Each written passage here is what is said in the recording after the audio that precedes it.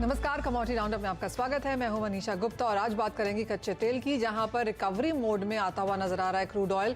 3 हफ्तों की गिरावट के बाद और जिस तरह की मुनाफा वसूली हमने कल आते हुए देखी थी, उसके बाद यहां पर खरीदारी जरूर लौटी है। साथ ही बात करेंगे सोने चांदी की, जहां पर जानेंगे कि क्या ये निवेश के सही समय है, क्योंकि उठापटक यहां पर काफी ज्यादा है और अपने रीसेंट हाई से हमने सोने में यहां पर गिरावट ही आते हुए देखी है। साथ ही बात करेंगे बेस मेटल्स की, जहां पर भी कुछ मुनाफा वसूली के बाद खरीदारी लौटते हुए हमने देखी है। फिर चाहे वो कॉपर या एल्यूमिनियम, जो आपकी स्क्रीन पर 1.5% के साथ गेंस के साथ काम कर रहे हैं, या फिर जिंक और निकल, जहां पर भी पिछले एक हफ्ते के अगर आप नंबर्स देखें तो बढ़त के साथ कारोबार होता हुआ नजर आया है। इन सभी पर स्ट्रैटेजीज बनाने के लिए हमारे साथ आज जुड़े हैं केरिया कमोडिटीज के अजय केरिया, मेहता इक्विटीज के राहुल कलांतरी, और ब्रेक के बाद हमारे साथ जुड़ेंगे गुजरात कोऑपरेटिव मिल्क फेडरेशन के अमूल के एमडी RS सोडी। लेकिन शुरुआत हम नॉन एग्रो कमोडिटीज के साथ कर लेते हैं और सबसे पहले आपके फोकस पे कच्चा तेल है, क्योंकि यहां पर रिबाउंड अच्छा खासा देखने को मिला है। ऑलमोस्ट 2 साल के लोज के छूने के बाद यहां पर हल्की सी बढ़त अब देखने को मिली है, तो 2% की तेजी के साथ फिलहाल कारोबार। राहुल, कैसे देखते हैं आप ये जो चार्ट्स पर लोअर लोज हमने यहां पर कच्चे तेल में बनते हुए देखे हैं? Good morning Manisha, thank you. कच्चे तेल में हम कंटिन्यू देख रहे थे कि काफी समय से बेरिश मोड बनते हुए दिख रहा था, बट कमिंग वीक जो है वो काफी ज्यादा इवेंटफुल वीक है। कल रात अपने general polity Fed chairman general polity meetings comments आते हुए देखेंगे। 4 दिसंबर को हम ओपेक की तरफ से ओपेक के आउटपुट कट की एक्सपेक्टेशन है, जो कि 4 दिसंबर को आते हुए देख पाएंगे। एंड 5 दिसंबर को रशिया की तरफ, यूरोप की तरफ से रशिया के जो प्राइस कैप है वो इवेंट आते हुए देखेंगे। एंड 6 को हम देख पाएंगे कि रशिया इस काउंटर अटैक कैसे काउंटर अटैक करता है इस डिसीजन को। तो काफी ज्यादा इवेंटफुल वीक है और हमें लगता है कि हाईली वोलेटाइल सेशन रहना चाहिए अगले 3-4 दिन के लिए। नीचे में हमें लगता है कि WTI क्रूड में $72 एक काफी अच्छा सपोर्ट है। एंड ऊपरी लेवल पे हम देखें तो $80 का लेवल एक रेजिस्टेंस बनता हुआ दिखेगा। आज के लिए बात करें MCX पे, तो MCX में हमें लगता है कि कंटिन्यू तेजी बनती हुई दिख पाएंगी, जिस हिसाब से हमने कल देर रात ओपेक की तरफ से कमेंट आते हुए देखे कि 4 दिसंबर को जो आउटपुट ओपेक प्लस की मीटिंग है उसके अंदर प्रोडक्शन कट की एक्सपेक्टेशन है। अगर ओपेक 3 to 4 मिलियन बैरल का यदि प्रोडक्शन कट करता है तो हमें लगता है कि क्रूड ऑयल के लिए एक अच्छा मोमेंटो अपसाइड के लिए बन सकता है। बट $80 अभी भी एक हर्डल का काम करते हुए दिखना चाहिए क्रूड ऑयल के लिए। ऑलराइट, और इसी बीच JP मॉर्गन ने कच्चे तेल पे अपना जो आउटपुट फोरकास्ट है प्राइसेस को लेकर, वहां पर उसे कम किया है। 2023 में उन्होंने $98 से घटा के इसे $90 पर बैरल कर दिया, तो क्लियरली $8 की वहां पर गिरावट है। जिस तरह की मुनाफा वसूली हमने पिछले कुछ दिनों में आते हुए देखी है, बिफोर ये साल खत्म होगा, क्लियरली यहाँ पर काफी बैंक्स एंड ब्रोकरेजेस की तरफ से हम इस तरह की फोरकास्ट आता हुआ देखेंगे। और JP मॉर्गन की ये पहली है जहां पर उन्होंने 2023 के लिए ऑलरेडी अपनी कीमत का अनुमान कम कर दिया है। $8 से यहाँ पर गिरावट दिखाई है। अजय, आप कैसे देखते हैं सबसे पहले जो JP मॉर्गन का व्यू है? ऑब्वियसली क्या यही व्यू है कि बाकी बैंक्स भी यही करते हुए नजर आएंगे, और आपका क्या सेंस है एक नियर टर्म में इस साल के अंत तक अब क्रूड की क्या रेंज रह सकती है? वेरी गुड मॉर्निंग बच्चे। डेफिनेटली अगर हम देखें तो 2023 रिसेशन से भरा है। ऑलरेडी हमने US, यूरोप, चाइना यहाँ पे कंसर्न देखे, जिसकी वजह से ये जो कटौती हुई है वो इन लाइन ऑफ एक्सपेक्टेशन है। बट दूसरी ओर अगर हम देखें तो OPEC is most important, because OPEC ने पहले ही आगाह कर दिया था कि आगे जाके डिमांड में अगर कटौती रहती है तो बैलेंस आउट करने के लिए हम प्रोडक्शन को कट करेंगे, जो ऑलरेडी हमने अक्टूबर मीट में सुनते हुए देखा है, और दिसंबर में भी हमें लगता है कि ये इंपॉर्टेंट रहेगा। तो आई थिंक मार्केट एक बैलेंस आउट है, बिकॉज एक तरफ US है जो प्रोडक्शन बढ़ाने की कोशिश कर, इनफैक्ट 2 दिन पहले हमने देखा वेनेजुला में भी प्रोडक्शन की परमिट्स या लाइसेंसिंग हो चुकी है, जिसकी वजह से प्राइजेस में एक फॉल भी आता हुआ दिखाई दिया। तो ईयर एंड तक की बात करें तो आई एम एक्सपेक्टिंग के प्राइजेस में एज ऑफ नाउ जो फियर है कोविड को लेकर, चाइना की डिमांड को लेकर, ये सब कंटिन्यू रहेगा, जिसकी वजह से प्राइजेस थोड़ा सा साइडवे टू नेगेटिव मुझे लगता है कि प्राइस मूव करते रहेंगे। अगर ब्रांड के लेवल्स की बात करें तो वी डोंट एक्सपेक्ट कि प्राइजेस 80 के नीचे सस्टेन करे। 78-80 should be the level. But ये चीज अगर मार्च तक की बात करें तो मुझे लगता है इकोनॉमी में डिमांड सिनेरियो वापस बनते जाएंगे, जहां पे ब्रांड हम वापस देख रहे हैं 95 से 98 की रेंज में। नो डाउट कंसर्न्स रहेंगे रिसेशन को लेकर। जो सेंट्रल बैंक्स वर्क कर रही है वो कहीं ना कहीं डिमांड को वापस सपोर्ट करने की कोशिश करेंगे। तो I think year end we should be around 78-80 for Brent. And WTI की बात करें तो 70 का एक साइकोलॉजिकल लेवल है, ये प्राइसेस होल्ड करेंगे। बट मार्च तक मुझे लगता है कि डिमांड में वापस एक जंप आना चाहिए क्रूड में। जी हाँ, अगर हम एक हफ्ते का देखें या एक महीने के कच्चे के तेल के भाव देखें, दोनों ही तरफ आपके दोनों ही लेवल्स पे आपको यहाँ पर नेगेटिव में कारोबार होता हुआ नजर आएगा। जैसे मैंने कहा कि पिछले 3 हफ्ते से लगातार हमने गिरावट यहाँ पर कच्चे तेल के प्राइसेस में बनते हुए देखी है। तो कुछ मुनाफा वसूली फिलहाल रूल्ड आउट नहीं है, लेकिन निचले स्तरों पर सपोर्ट अच्छा खासा। और अगर जेपी मॉर्गन का ये मानना है कि अगले साल की रेंज या अगले साल का एवरेज $90 है, तो इसका मतलब है दोनों ही तरफ एक वॉल्टिलिटी हम यहाँ पर प्राइसेस में जरूर बनता हुआ देखेंगे।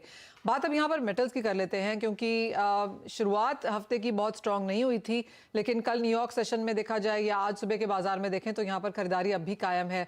राहुल, कैसे देखते हैं आप? क्योंकि एक तरफ तो चाइना के स्टिमुलस हैं जो एक सेंटिमेंट सपोर्ट तो देते हैं, लेकिन जिस तरह से अब चाइना में प्रोटेस्ट होने लगे हैं, हमने डिमांड कंसर्न्स फिर से बाजार में आते हुए देखी हैं, वो एक तरफ, डॉलर में गिरावट एक तरफ, कैसे देखते हैं करंट रेंजेस?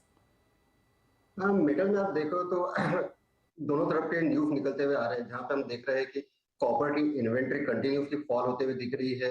वहीं पे चाइना की तरफ से स्टिमुलस पैकेज दिए जा रहे हैं। लास्ट वीक भी हमने देखा कि आरआरआर को कट किया है एंड द स्टिमुलस पैकेज की भी अनाउंसमेंट की एक्सपेक्टेशन है, तो दोनों ही तरफ से बूस्टअप मिलते हुए जा रहे हैं।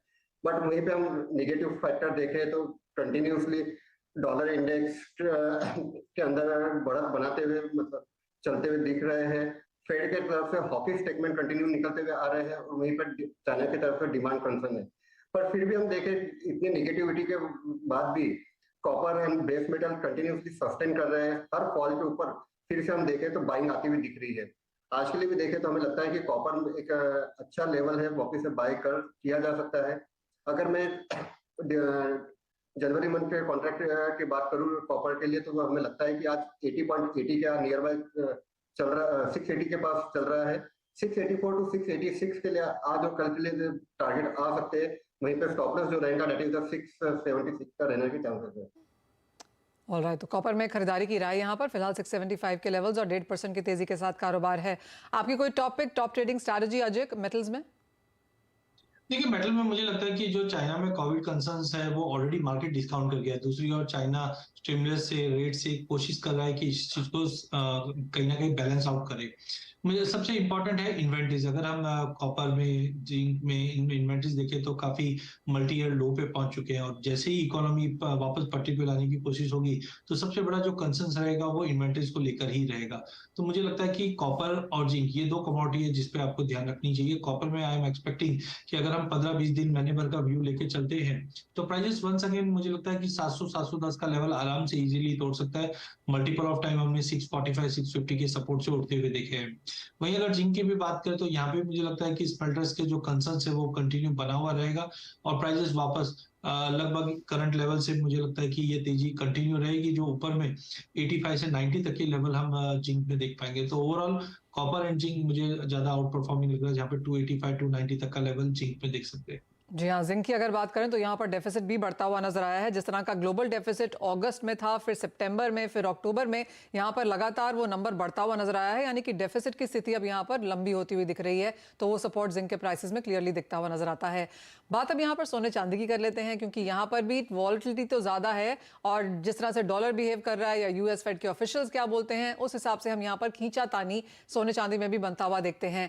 लेकिन याद रहे कि इस फ्राइडे को यूएस का नॉन फार्म पेरोल डेटा है और अगले महीने की जो यूएस फेड की फाइनल इस साल की मॉनेटरी पॉलिसी मीटिंग है, उससे पहले ये आंकड़ा यहाँ पर काफी इंपॉर्टेंट रह सकता है।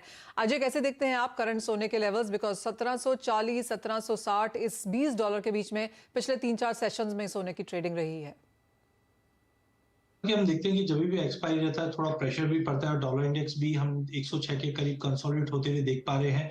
बट कहीं ना कहीं फंडामेंटल साइड देखें तो चांदी और सोना दोनों में ही काफी स्ट्रांग दिखाई दे रहा है, क्योंकि डॉलर इंडेक्स में वी वर एक्सपेक्टिंग कि 108-109 तक स्टेबल होगा, बट जिस ढंग से 108 के नीचे ट्रेड कर रहा है, डॉलर में और फर्दर वीकनेस दिखाई दे रही है जो गोल्ड को सपोर्ट। सबसे इंपॉर्टेंट रहेगा Fed, because already slow rate hike words निकल के आने चालू हो चुके, जो हमने पहले भी बताया था कि ज्यादा पेसिमिस्टिज्म रहेगा, आगे जाके हॉकिशनेस इतना नहीं रहेगा।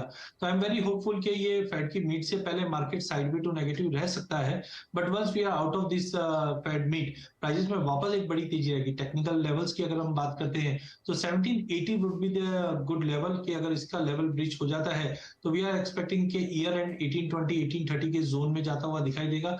वहीं अगर चांदी की बात करें, यहाँ पे भी अगर हम देखें लंदन में इन्वेंट्रीज काफी मिनिमल लेवल्स पे पहुंच चुकी है, 2-3 साल के लो पे आ चुकी है। तो यहाँ पे मुझे लगता है कि $22 के ऊपर एक बार अगर प्राइसेस होल्ड कर जाते हैं तो एक स्पाइक देखने मिल सकता है, जो 23.80 से $24 तक का लेवल हो सकता है, विच इज भी अराउंड 65,000 ऑन डोमेस्टिक मार्केट। तो एक्सपायरी तक मुझे लगता है मार्केट एक रीबाउंड है फेड की मीट से पहले, बट आफ्टर दैट सोने और चांदी में एक अच्छा खासा बाउंस रहेगा। ईयर एंड में कैरी ट्रेड्स भी ज्यादा रहते हैं, तो आई थिंक वहां पे गोल्ड और सिल्वर को अपर हैंड मिलता हुआ दिखाई देगा। ऑलराइट राहुल, आप क्या खरीदेंगे? सोने चांदी में दोनों में आपकी कन्विक्शन स्ट्रांग कहाँ पर है?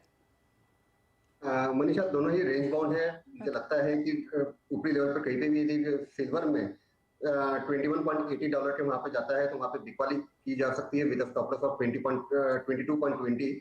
तो नीचे में फिर से हमें 20.80 तक के टारगेट देखे जा सकते हैं। तो सेल ऑन जंप की रणनीति हम सिल्वर में रखेंगे, बट 22.20 के ऊपर यदि सस्टेन होता है then definitely we will come in the buying mode. Alright, तो वो रेंजेस यहाँ पर सोने चांदी में देखने लायक है। नियर टर्म में कुछ बिकवाली जरूर आ सकती है, लेकिन लॉन्गर टर्म एक्यूमुलेशन लेवल्स अभी भी यहाँ पर बरकरार। और आपकी स्क्रीन पर $21 के ऊपर चांदी फिर से है और 1.5% की तेजी के साथ यहाँ पर कारोबार, ₹550 की तेजी भारतीय बाजारों में। राहुल, बहुत शुक्रिया साथ जुड़ने के लिए, नॉन एग्रो स्पेस पर अपनी राय भी देने के लिए। इसी के साथ एक ब्रेक के लिए रुकेंगे, लौटेंगे तो बात करेंगे एग्रीकल्चर कमोडिटीज की, साथ ही साथ एक एक्सक्लूसिव बातचीत लेकर आएंगे NDDBF के MD CEO अमूल के RSOD के साथ।